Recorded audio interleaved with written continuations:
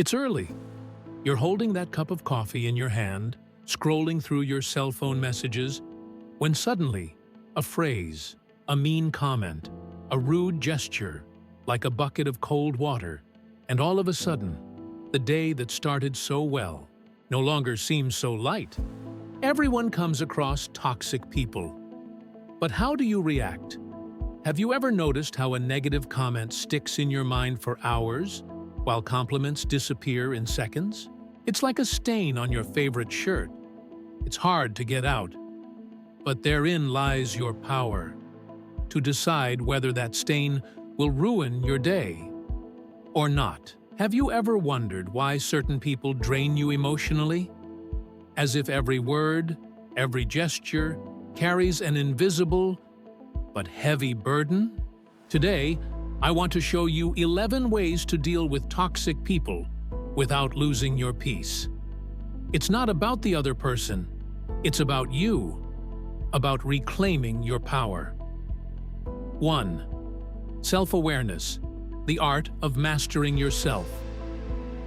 Imagine yourself as a conductor conducting an orchestra. Every emotion, thought, and impulse is an instrument. Some sound soft and pleasant, others dissonant and loud. The real power lies in recognizing these sounds without being overwhelmed by them. Self-awareness is the first step in dealing with toxic people. It's not just about observing them, but looking inwards and asking, why does this affect me so much? Perhaps the criticism touches on an old insecurity. Or perhaps the other person's contempt reflects something you fear in yourself. Just as a mirror doesn't choose what it reflects, your mind also only needs to watch, without judgment, what you feel. When we develop self-awareness, we learn to respond rather than react. We gain freedom over our impulses and thereby protect our peace. Marcus Aurelius, the philosopher-emperor, wrote, "When someone criticizes or hates you, penetrate into their soul and see who they really are. You will see that there is no reason to worry about their opinion. Behind the rudeness, there are often insecurities, frustrations, and internal battles that have nothing to do with you. It all starts inside. You can't control how others act, but you can choose how you react. If someone provokes you, annoys you, hurts you, ask yourself, why does this affect me so much?" Self-knowledge is the key to stop being an emotional puppet. 2. Forgiveness and memory. Fuel to move forward, not back. Forgiveness is not forgetting what has hurt us. It's choosing to no longer carry the pain that has already played its part. It's an act of silent courage, not to justify the other person's behavior, but to free oneself from emotional imprisonment. But forgiveness needs to go hand in hand with memory. Memory isn't revenge, it's a compass.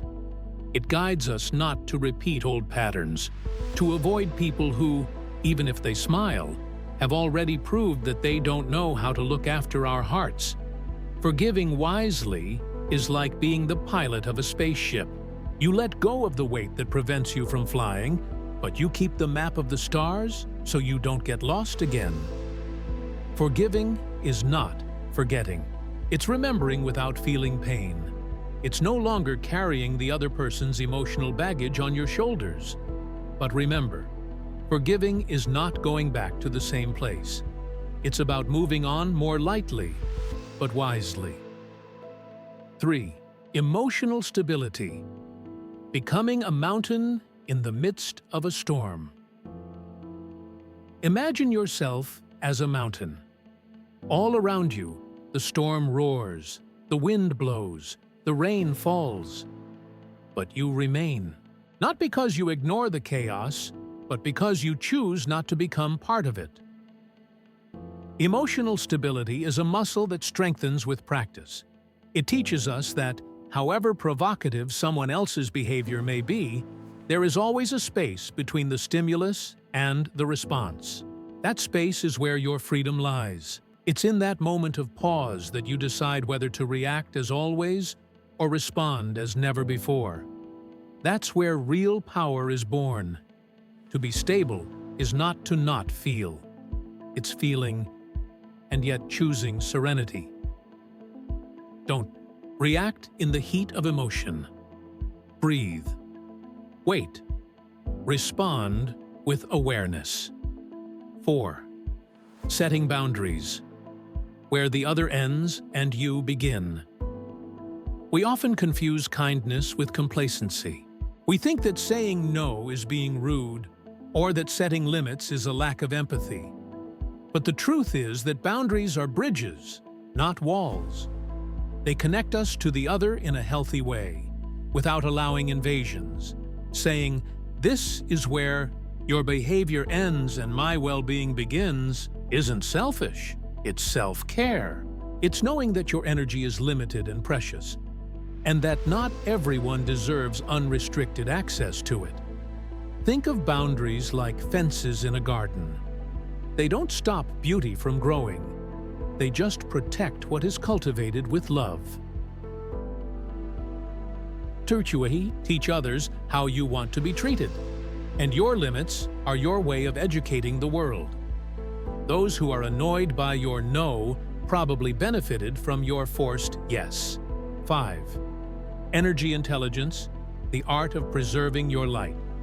Every human interaction is an exchange of energy. Some people recharge us. Others drain our vitality without us realizing it. Energy intelligence is the ability to discern between the two and to act wisely. It's to stop blaming yourself for distancing yourself from those who unbalance you. It's understanding that it's not about avoiding conflict, but about protecting your center. As Stoicism says, you don't control the other, but you do control what you feed within yourself. Maybe it's time to stop trying to put out fires you didn't start and start lighting your own flame from the inside out. Every interaction is an exchange. Ask yourself, does this person recharge me or drain me? You have the right and the duty to protect your energy. 6. Focus on goals, the silent road of the determined. When you have clarity of purpose, the noise around you loses its seeby's force. Criticism becomes a distant whisper. The doubts of others turn into motivation. Focus is the beacon that guides the ship even on the darkest nights. Toxic people often appear as sophisticated distractions. They involve you in conflicts, questions, provocations, anything to throw you off course. But the Stoic knows, what doesn't serve its purpose is calmly discarded. Those who are focused don't have time for petty squabbles. You don't need to win arguments. You need to win in life. Don't waste your energy trying to prove your worth. Prove it to yourself with action. Remember, the time you spend trying to prove something to people who don't believe in you is the time you could be building your reality. 7. Seeking support. The wisdom of not walking alone.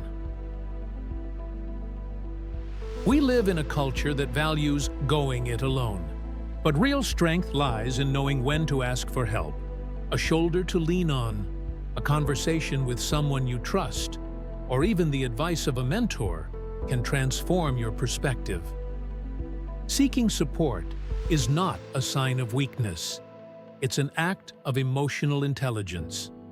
It's saying, I'm strong enough to recognize that I don't have to carry everything alone. Ancient wisdom once said, if you want to go fast, go alone. If you want to go far, go with others. Asking for help is not weakness, it's emotional maturity. Healthy connections are silent remedies. Surround yourself with those who lift you up, not those who pull you down. 8. Control the inner dialogue. The voice that matters most is yours. What you say to yourself in moments of conflict matters more than anything the other person says. Your mind is fertile soil. Be careful what seeds you plant. When you internalize other people's negativity, you begin to doubt your worth. But when you cultivate an internal narrative of resilience, compassion, and self-love, no one can get you off track. In the face of criticism, injustice, and coldness, ask yourself, does that say more about me or about the other person? And let your answer come from a place of self-knowledge, not self-judgment. What you say to yourself in times of pain matters more than any external criticism. Feed your mind with truth, not with the wounds others have tried to leave on you. 9. Focus on the solution. Live as a strategist, not a victim. Stoic philosophy teaches that the wise man does not spend energy on problems, but on solutions. They know that complaining, justifying, or playing the victim doesn't change anything. It only prolongs suffering. Adopting a solution-oriented mindset means turning every obstacle into a lesson, every conflict into an opportunity for growth. It's like playing chess. You don't react impulsively. You think strategically.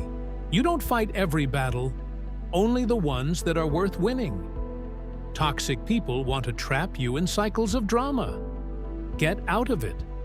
Aim for the solution, not the problem. Don't fight to be right. Fight for peace. 10. Avoid unnecessary discussions. Not every fight is yours. There are battles worth fighting, and there are arguments that are nothing more than emotional traps.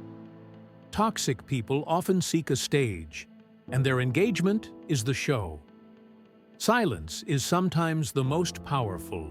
Act, not because you don't have anything to say, but because you've chosen to preserve your energy. Learn to differentiate when it's worth taking a stand and when it's better to withdraw with dignity. Peace is not cowardice. It is wisdom in its purest form. Don't play the game of those who just want the stage. Sometimes the wisest response is silence. Choose your battles. Peace doesn't always come from victory. It often comes from renunciation. 11. Detecting fake cordiality, the smile that hurts. More than criticism. Not every hug is warm. Not every compliment is genuine. Fake warmth is a subtle and dangerous form of toxicity. It's poison served in a crystal goblet. Learning. To perceive these dissonances, the smile that doesn't reach the eyes, the compliment that comes with second thoughts, is essential to protecting your emotional field. The key is to observe patterns, not words. True friendship is coherent, constant, and reveals itself in actions. The rest is performance. And you don't have to applaud. Beware of poison served with a smile. Cordial falsehood is an emotional trap. Watch actions, not words.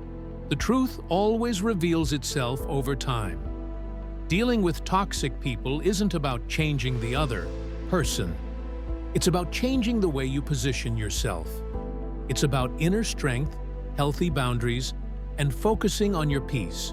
May these 11 keys be more than advice. May they be habits. May they be armor. You deserve peace, and it starts with you.